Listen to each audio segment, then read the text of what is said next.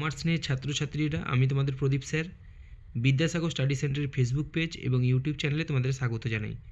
আজকে আমি ভূগোলের 673 নম্বর পেজটি কমপ্লিট করব।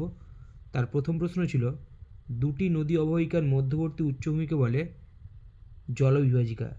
দুইয়ের দাগে ছিল দেখো, চলমান বালিয়াড়িকে রাজস্থানের স্থানীয় ভাষায় বলা হয় দ্রিয়ান। তারপর তিনের দাগে ছিল দেখো, এল নিনোর আবির্ভাব হয় কোন মহাসাগরে? এটি হবে প্রশান্ত মহাসাগরে।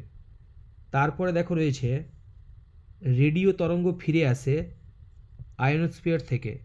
পাঁচের দাগে রয়েছে, মরা কোটালের সময় চাঁদ, সূর্য ও পৃথিবীর পরস্পর 90 ডিগ্রি কোণে অবস্থান করে। ছয়ের দিকে ছিল দেখো, সমুদ্রস্রোত সৃষ্টিতে সবচেয়ে বেশি প্রভাব বিস্তার করে নিয়ত বায়ু প্রবাহ। তারপরে দেখো ছিল, বায়োগ্যাসের প্রধান উপাদান হলো মিথেন। তারপরে ছিল, আন্দামান নিকোবর দ্বীপপুঞ্জের সর্বোচ্চ শৃঙ্গ হলো স্যাডেল পিক।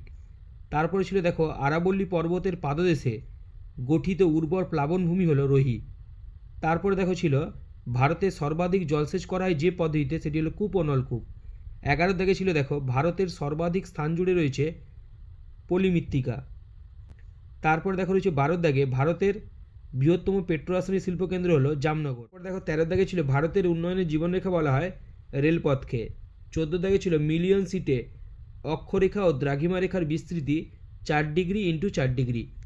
রয়েছে শুদ্ধ অশুদ্ধতে। তার প্রথম প্রশ্ন ছিল, মরু অঞ্চলের অবশিষ্ট পাহাড়গুলিকে মোনারোনাক বলা হয়। এটি হবে ভুল, কারণ মরু অঞ্চলে অবশিষ্ট পাহাড়কে বলা হয় ইনসেলবার্জ। তারপরে দেখো রয়েছে, ক্রান্তীয় মৌসুমি জলবায়ুতে বার্ষিক উষ্ণতার প্রসার কম। এটি হবে ভুল। তারপরে দেখো রয়েছে, গ্রেট শব্দটি প্রথম উপস্থাপন করেন চেম্বারলিন ও সারিসবেলি। এটি হবে ভুল, কারণ গ্রেট কথাটি প্রথম ব্যবহার করেছেন জি.কে. গিলবার্ট, আর চেম্বারলিন এবং সারিসবেরি প্রথম ব্যবহার করেছিলেন গ্রেডেশন কথাটি। তারপরে দেখো রয়েছে, ভেম্বানাদ হলো ভারতের বৃহত্তম মিষ্টি জলের হ্রদ। এটি হবে ভুল। তারপরে দেখো রয়েছে, বায়ুর উষ্ণতা বৃদ্ধি পেলে আপেক্ষিক আর্দ্রতা বাড়ে। এটি হবে ভুল। তারপরে দেখো রয়েছে, গৌণ জোয়ার সৃষ্টির মূল কারণ হলো বিকর্ষণ বল। এটি হবে ঠিক। এবং 7 দাগের প্রশ্নটি ছিল, কার্পাস চাষ বল উইভিল পোকার আক্রমণে ক্ষতিগ্রস্ত হয়। এটি হবে ঠিক। আমি 673 নম্বর পেজে শূন্যস্থান পূরণে চলে যাব। এই শূন্যস্থান পূরণ থেকে বাকি প্রশ্নগুলো আমি হাতে লিখেছি, তাই একটু সময় লেগেছে। দেখো, প্রথম প্রশ্ন ছিল, বালুকাময় মরুভূমিকে আলজেরিয়ার ড্যাশ বলে। এটি হবে রেক। তারপরে দেখো, দুয়ের দিকে ছিল, নদী খাতে অবঘর্ষ প্রক্রিয়ায় সৃষ্ট গর্তগুলিকে ড্যাশ বলে। এটি হবে মন্থকূপ। তারপরে দেখো, 3 দাগে রয়েছে, প্রাকৃতিক সৌরপর্দা বলা হয় বায়ুমণ্ডলের ড্যাশ স্তরকে। এটি হবে ওজোন স্তর। তারপরে দেখো, 4 দাগে রয়েছে, পৃথিবীর বৃহত্তম সামুদ্রিক মগ্নচড়া হলো ড্যাশ। এটি হবে গ্র্যান্ড ব্যাংক। 5 দাগে রয়েছে, যানবাহনের কার্বন কণার নির্গমন রোধে ব্যবহার করা হয় ড্যাশ যন্ত্র। এটি হবে স্ক্রাবার। তারপরে দেখো, 6 দাগে রয়েছে, ভারতের জল সংরক্ষণে অগ্রণী রাজ্য হলো ড্যাশ। এটি হবে তামিলনাড়ু। এরপর 7 দাগে রয়েছে, দেখো, ভারতের একটি জাইদ ফসলের উদাহরণ দাও। এটি হবে, বাদামও লিখতে পারো তোমরা, তরমুজও লিখতে পারো, আনারসও লিখতে পারো। তারপর আমি চলে যাচ্ছি এক কথায় উত্তরে। তার প্রথম প্রশ্ন ছিল, কোন যন্ত্রের দ্বারা বায়ুর আর্দ্রতা মাপা হয়? এটি হবে হাইগ্রোমিটার। আর যদি বলতো আপেক্ষিক আর্দ্রতা কোন যন্ত্রে মাপা হয়, তখন তোমরা করতে সাইক্রোমিটার। এরপর ছিল, দেখো, শৈবাল সাগর বলতে কী বোঝো?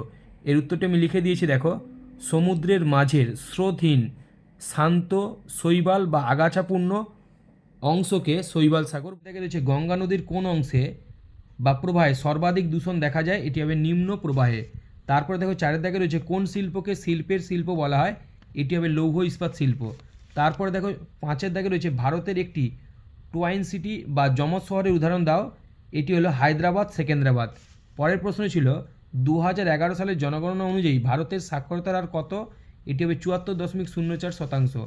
এরপর দেখো রয়েছে, দক্ষিণ ভারতের ধান ভাণ্ডার কোন অঞ্চলকে বলা হয়?